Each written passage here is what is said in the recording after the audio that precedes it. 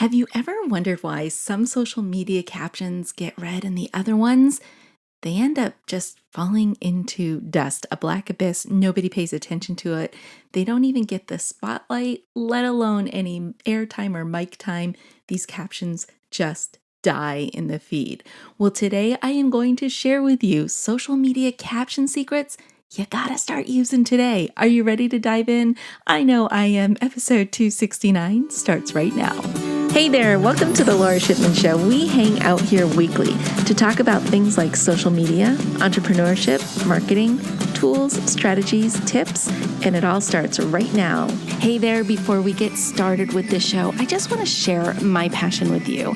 I love teaching people just like you how to master social media for business, breaking it down into easy to consume and easy to execute steps so that you can see immediate results. So whether you want to start a social media consultancy or grow your brand's presence on social media, I can help. I can help you get started and master all the things that you need to know. So I want you to go over to my website. It is filled with resources, tools, tips, and courses. Visit lorashipman.com. That's LORA shipman.com to get all the goods. Now, you ready for the show? I know I am. Let's get started. Well, hey there, everybody. Welcome back to the show. I am so glad you are here with me today because we need to talk about social media captions and what you got to do to get them fired up, lit up, so that your audience wants to read the caption, the whole thing. And it starts with one big secret, and that secret is to have an intriguing hook. So if you've been around here for any length of time, you know I am big on the first 7 words of any caption. I don't care what social media platform you're on, those 7 words are critical because they're either going to make or break the post. So if you start out strong right out of the gate and you grab your audience's attention with those first 7 words, the rest of the words and characters and whatever else you put in your post are pretty much going to be read. So there is a lot riding on that initial hook. So how do you write a good hook? It's great to know that those 7 words are so important, but how do you take it that one step further? Well, the answer is, my friends, I break those hooks down into categories. And these are the secrets that I use when I create content for myself, when I create the title for this podcast, when I create captions for my clients, when I write a blog post. I'm always thinking in terms of intriguing hooks. Now, let me just go ahead and give you an example at first. So I had the choice between 2 different podcast episode titles for this episode, right? So the first one, and you tell me which one you think you would have clicked on. The first one was, what makes a good social media caption? The second one was, social media caption secrets you need to start using this week. Well, that second one is a little juicier, right? Like, you know, there's going to be some hot tea inside this episode, and that's why you tuned in. That's why you clicked on this episode, and that's why you pulled out your pen and a piece of paper to take notes. All right, so I'm not going to wait any longer to jump into this. So what I do is I break down my hooks into different categories. And so I put down 3 categories that we could play with today so you can kind of get those creative juices flowing. And the first category is how-tos and educational type posts. Well, how do you make that edgy? How do you make how-tos juicy? Well, I've got 3 ideas for you to play with. And then what I want you to do in every example I give you is come up with 3 more. So you have at least 6 hooks that you can use in each category. All right, so the first one is the essential guide to. So I could come up with a bunch of essential guides. It could be the essential guide to hashtags. It could be the essential guide to creating intriguing hooks. It could be the essential guide to engagement on social media. So think about your niche, think about your business, think about your industry. What essential guides can you come up with? Now, don't get overwhelmed by the term essential guide because that kind of sounds like a big document or something that you would have to create. It doesn't have to be big. It could be a little mini checklist. and that can still be a guide. So don't let any of these words intimidate you. I used to let that happen to me. I used to, in my mind, make things bigger than they actually were. And people, they don't necessarily want big, especially on social media. They want big if they're paying for something, but if they're reading your content on social media, they want to read it, consume it, and hopefully execute it, but not spend a lot of time. Okay, so that was the first one for education. The second category that I break it down into is problem solvers. You have to solve people's problems. That's why you're in business. That's why you're selling the product or service that you have, is because it solves a problem, right? So here are 3 that you can use for problem solvers, and you have to come up with 3 more. So the first one is how to get rid of X for good. Like, get rid of that problem for good for these people and tell them how to. The second one is the best ever solution for. And then the third one is you've got a problem, here's how to fix it. All 3 of those are going to compel somebody to read more because they want to get to the root. They want to get to that answer that you are promising them in that hook. Now, the third category I absolutely love, and I think everybody should work this into their social media program somehow. And these are transformational hooks. It's the promise of the person going through your content and coming out the other end a better person in some way, shape, or form, right? So what does this look like? Okay, some examples are 3 tips to skyrocket your social media, or insert whatever it is that you do.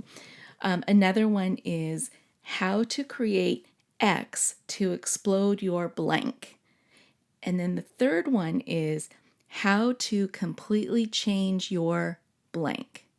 Now, you still know you've got a job to do, right? So you've got to come up with 3 more. So you will have 6 little juicy hooks for each category, and that can keep you going for months, right? Like, you can rotate through all of those categories as many times as you want. And I'm going to do one more bonus one because it's fun. It's the drama hooks. Drama hooks are fun. So think about this. Here's a couple that you could try. Unbelievable ways to, and then fill it in. So I could say unbelievable ways to grow your Instagram account, or unbelievable ways to generate more comments on your posts. People would click on that. They would want to know more. Here's another one. How blank is ripping you off. That could be really compelling in your industry. Maybe not that you want to name a competitor, but maybe that you want to name something else that's ripping people off and what they need to do to fix it. And then one more is confessions of a, and I could write confessions of a social media manager. People want to know the tea, right? They want to know the gossip. They want to know what the drama or the story is with this category. So that gives you 4 different categories that you can use, and come up with 3 more ideas for each category. Now, there are some rules. So what makes a hook good or juicy? So I think there are 3 things that makes those first 7 words or that hook really juicy. And the first one is it has to be juicy, right? It has to be compelling. It has to be interesting. It just can't be bland. Like my example at the beginning of the episode, when I had the choice between 2 titles. One was What Makes a Good Caption, or Social Media Caption Secrets You Need to Start Using This Week. Which one is more exciting? The second idea is it has to solve a problem. You've got to solve a problem for people. You can't just be putting words out on social media for the sake of putting words out there, because it's not going to get you very far. And the third thing is it has to offer value. Now, my intention for this episode was to offer you massive value, because you've taken notes, you've gotten ideas, you're understanding how to create words and phrases and words and string words together to make the content more edgy and exciting. That's my value to you. I have given you examples that you can steal and take and use on your own social media platforms, and I invite you to do that. But then I also invite you to put your own personality into these caption hooks.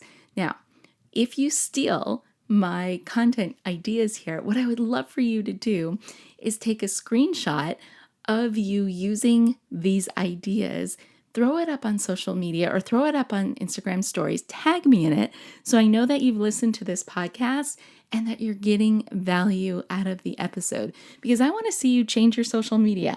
I want to see you really crush it out there. So now, you've got homework. You've got to come up with these hooks, right? Really think about how you're creating your hooks and what you're saying to people, and then ask yourself that question. Well, would I really click on this? Does it sound a little boring, or is it edgy and juicy? A couple other categories that you could come up with on your own include things like spilling the tea in your industry, spilling the tea on secrets and hacks and stuff in your niche, something like that.